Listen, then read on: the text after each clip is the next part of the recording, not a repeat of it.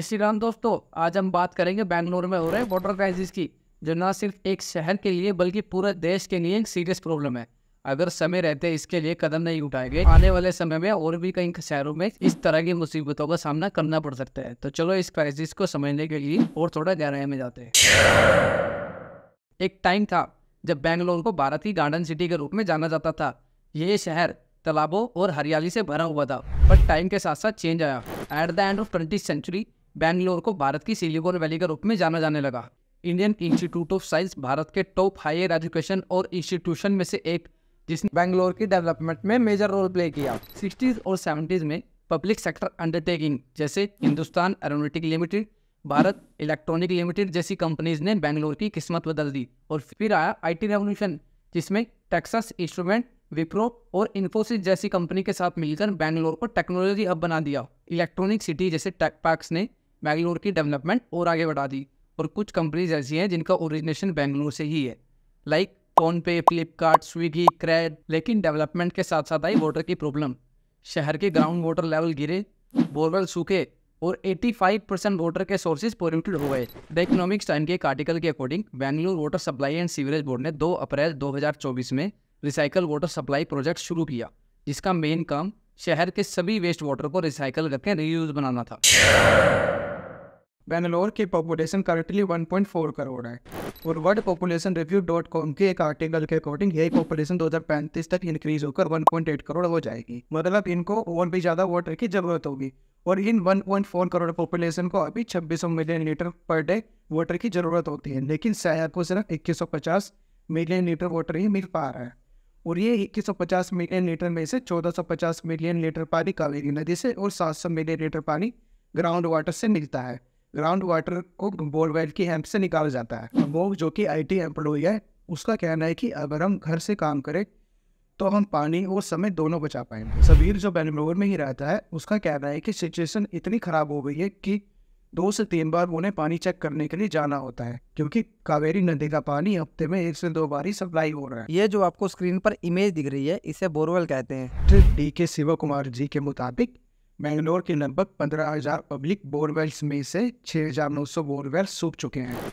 भारत सरकार ने 2018 में ही चेतावनी देनी थी कि अगर यही सिचुएशन रही तो आने वाले 10 साल में बेंगलोर के लगभग 40% लोगों के पास पीने का पानी नहीं होगा। Bangalore water supply and sewerage board ने बेंगलोर में 22 परिवारों पर सिर्फ 3 दिनों में 1,10,000 रुपये जुर्माना लगाया। जुर्माने का कारण था कि वाटर का नॉन इसेंशियल एक्टिविटी पर यूज़ करना, जैसे कि कार धोना, जो कि पानी की बर्बादी को दर्शाता है। यही सिचुएशन बताती है कि पानी का संकट कितना गंभीर है और इसका समाधान ढूंढना कितना जरूरी है। इस सिचुएशन से आप समझ रहे होंगे कि कितना जरूरी है कि हम सब मिलकर इस सिचुएशन का सॉल्यूशन ढूंढें। इंग्लिश में एक टर्म यूज होती है पोर्टेबल, जिसका मतलब कोई भी लिक्विड वाटर जो ह्यूमन कंज्यूमेबल हो। According to this report on 13 March, Bengaluru water supply and sewerage board ने वाटर को नॉन एसेंशियल पर्पस के लिए यूज करना बैन कर दिया है, जिसका मतलब लोग गाड़ी नहीं धो सकते, बाइक नहीं धो सकते और स्विमिंग पूल में नहा नहीं सकते। अगर इस चीज का उल्लंघन किया जाएगा तो 5,000 रुपये का जुर्माना भी दिया जाएगा। गवर्नमेंट ने वाटर की प्रॉपर सप्लाई के लिए आसपास के टाउन से वाटर टैंकर मंगाकर उन्हें यूज करना शुरू कर दिया है। And also they plan to use milk tanker as well as water purposes. और साथ ही वे प्लान कर रहे हैं कि मिल्क टैंकर को वाटर पर्पस के लिए यूज किया जा सके। Bengaluru water supply and sewerage board ने सभी प्राइवेट बोरवेल्स को अपने अंडर ले लिया है ताकि वे पानी पे कंट्रोल कर सके। कर्नाटक चीफ मिनिस्टर सिद्धारामैया ने अभी केसी वैली और HN वैली पर 5300 करोड़ खर्च किए हैं। केसी वैली और HN वैली 2 प्रोजेक्ट हैं जो गवर्नमेंट ने वाटर प्रॉब्लम को सॉल्व करने के लिए शुरू किए थे। उन्होंने 3,000 करोड़ रुपए केसी वैली के लिए और 2300 करोड़ रुपए HN वैली पर स्पेंड किया है। इनका एम वाटर को रिस्टोर करना है।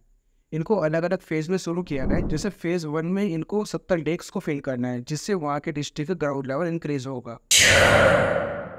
Loss of biodiversity. बायोडाइवर्सिटी का मतलब अलग अलग लिविंग ऑर्गेनिज्म है। पानी की कमी पर इससे डायरेक्ट इम्पैक्ट डालेगा। लैंड डिग्रेडेशन होगा, वाइल्ड फायर होगा और वाटर साइकिल सारी डिसरप्ट हो जाएगी। मीन्स कि पानी की कमी से पानी इवेपोरेट नहीं होगा, जिसके कारण बारिश नहीं होगी। अगर बारिश नहीं हुई तो पानी धरती पर नहीं गिरेगा, और धरती पर नहीं गिरेगा तो ग्राउंड वाटर जो है वो इंक्रीज नहीं होगा और वहाँ की हरियाली खत्म हो जाएगी। और इससे हमारा ज़्यादा इम्पैक्ट ग्रीन हाउस गैसेस पर भी पड़ेगा। लगभग 80% ताज़ा पानी की डिमांड एग्रीकल्चर सेक्टर से आती है। और अगर फार्मर अपने ट्रेडिशनल इरिगेशन सिस्टम को स्विच करके अदर इरिगेशन सिस्टम जैसे कि माइक्रो इरिगेशन सिस्टम पर स्विच करते हैं तो वो ना सिर्फ पानी को बचा पाएंगे बल्कि वह अपनी फसल भी ट्रेडिशनल इरिगेशन सिस्टम से अच्छी कर पाएंगे। माइक्रो इरिगेशन सिस्टम हमारे ट्रेडिशनल सिस्टम ऑफ इरिगेशन से बहुत अलग है। ट्रेडिशनल इरिगेशन में हम वाटर को एज अ फ्लड के रूप में यूज़ करते हैं, लेकिन माइक्रो इरिगेशन में इसको एज अ ड्रॉप के रूप में यूज़ किया जाता है। मतलब कि वाटर को डायरेक्टली सॉइल के ऊपर डाला जाता है जिससे वाटर का इफेक्टिवली यूज़ होता है। बेंगलोर की एवरेज फैमिली लगभग 150 लीटर पानी पर डे यूज़ करती है, और इमेजिन करो यही पानी को रिसाइकल करके इसका दोबारा रीयूज़ किया जा सके। इससे वहाँ की सिंगल फैमिली लगभग 4500 लीटर पानी सेव कर पाएगी, वो भी सिर्फ एक सिंगल यूज़ से। और यही पानी को फिर आउटर वर्क के लिए यूज़ किया जा सकता है, जैसे कि गार्डनिंग करना।